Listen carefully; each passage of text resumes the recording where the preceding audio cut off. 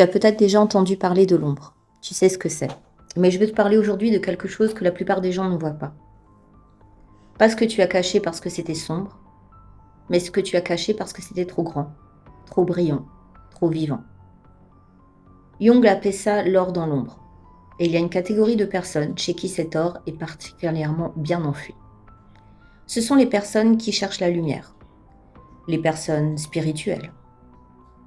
Oui, celles-là même. Ce que tu as mis dans l'ombre n'était pas forcément noir. On t'a appris que l'ombre contenait le pire de toi. Ta colère, ta jalousie, ton orgueil. Mais Jung disait quelque chose de radical, que peu de gens citent vraiment. Tout ce qui a été jugé inacceptable va dans l'ombre. Et parfois, ce qui est jugé inacceptable, c'est ta puissance. Ta capacité à dire non. Ton intelligence qui dérange. Ta créativité qui fait peur. Ton désir d'exister pleinement. Ta colère légitime face à l'injustice. Tout ça, tu l'as mis de côté. Pas parce que c'était mauvais, mais parce que tu avais besoin d'être aimé. Et pour être aimé, tu t'es appauvri. Le marché que tu as passé sans le savoir. Très tôt, tu as compris les règles. Si je suis sage, on m'aimera. Si je ne prends pas trop de place, on m'acceptera. Si je ne montre pas ma force, on ne m'abandonnera pas. Ce n'était pas une décision consciente, c'était une stratégie de survie. Et cette stratégie a fonctionné. Tu as été aimé, accepté, intégré. Mais à quel prix ?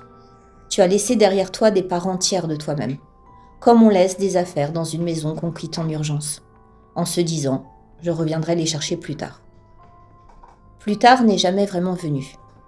Et maintenant, je veux parler de quelque chose de délicat. Quelque chose que peu osent dire. La spiritualité peut devenir le refuge le plus sophistiqué de l'ombre.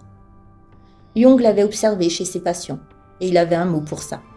L'inflation psychique.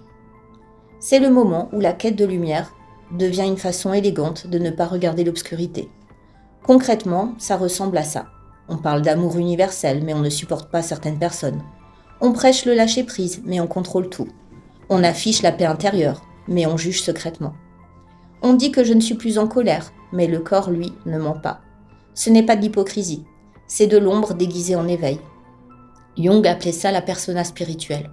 Un masque particulièrement difficile à enlever parce qu'il est beau, parce qu'il est admiré, parce qu'il donne un sentiment de supériorité subtile. Et pendant ce temps, l'or reste enfoui. Tu ne te diminues pas automatiquement quand on te complimente. Pas par modestie, par peur d'exister trop. Tu sabotes ce qui marche bien dans ta vie, inconsciemment, parce qu'une part de toi croit qu'elle ne mérite pas. Tu ressens une jalousie, intense face à quelqu'un qui s'affirme librement. Cette jalousie n'est pas laide. C'est ton or qui te montre ce que tu veux vraiment. Tu as peur de ta propre colère, au point de ne plus savoir si tu en ressens encore. Mais quelque part, cette colère est de la vie comprimée. Tu aides tout le monde sauf toi-même.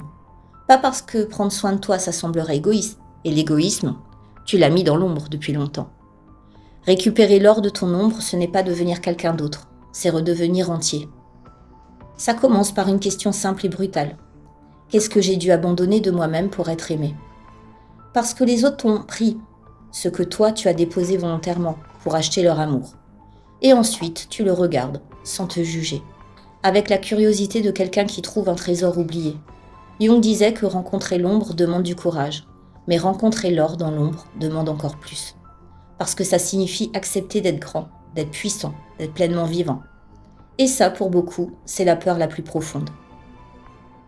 Je te propose de t'installer confortablement, de fermer les yeux doucement. Prends 3 respirations profondes. Inspire et souffle. Inspire et souffle. Inspire et laisse partir. Pose-toi cette question intérieurement, doucement, sans forcer. Quelle part de moi ai-je mise de côté pour être aimée ? Laisse venir une image, un mot, une sensation. Ne cherche pas à comprendre, juste reçois. Et maintenant, imagine cette part devant toi. Pas comme une menace, mais comme quelque chose qui t'appartient, qui a toujours été à toi. Tends-lui la main et dis-lui « Je sais que tu es là. Je sais ce que tu vaux et cette fois, je ne te laisse plus derrière. » Prends le temps qu'il faut. Puis doucement, reviens. Bouge tes doigts, tes pieds et quand tu es prêt, tu rouvres les yeux. Note ce qui a émergé, ce que tu as vu, ressenti, compris. C'est ton or. La vraie question n'est pas « qu'est-ce que je cache dans mon ombre ? Qu'est-ce qui est sombre ?» La vraie question est « qu'est-ce que tu caches de précieux ?» Parce que l'ombre n'est pas seulement le dépotoir de tes défauts, c'est aussi le coffre-fort de tout ce que tu n'as pas encore osé être. Et peut-être que la spiritualité, la vraie, ne consiste pas à s'élever au-dessus de soi-même, mais justement à descendre assez profond pour récupérer ce qu'on a laissé. Jung disait « on n'atteint pas l'illumination en imaginant des figures de lumière, mais en rendant l'obscurité consciente ». La lanterne intérieure, c'est exactement ça. Pas fuir le noir, éclairer ce qu'il y a dedans.